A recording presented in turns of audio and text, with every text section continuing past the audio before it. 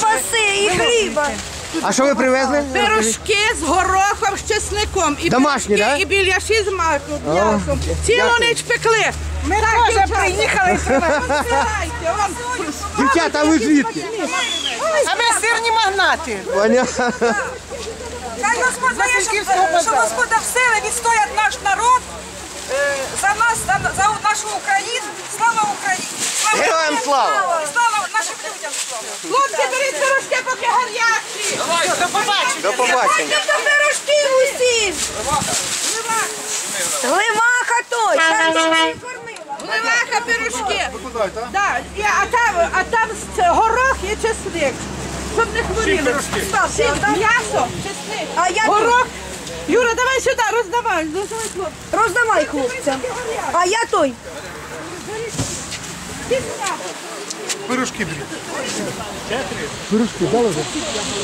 Юра, так приїзд.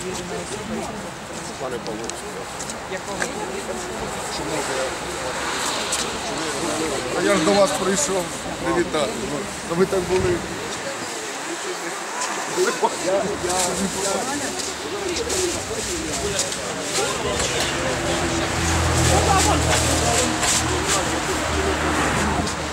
А як же тоді цілуватися? Хто знає, які тут частини є заблоковані?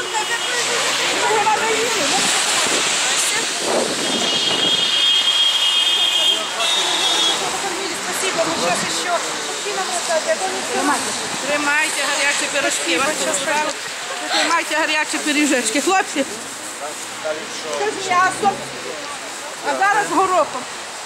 Ні, спасибо, це хлопцям осталось. Беріть, хлопці. Вони гарячі, поки вони гарячі.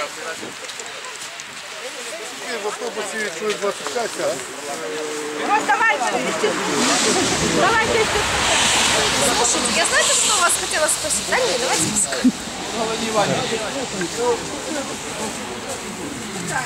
Галя, ще Вы нас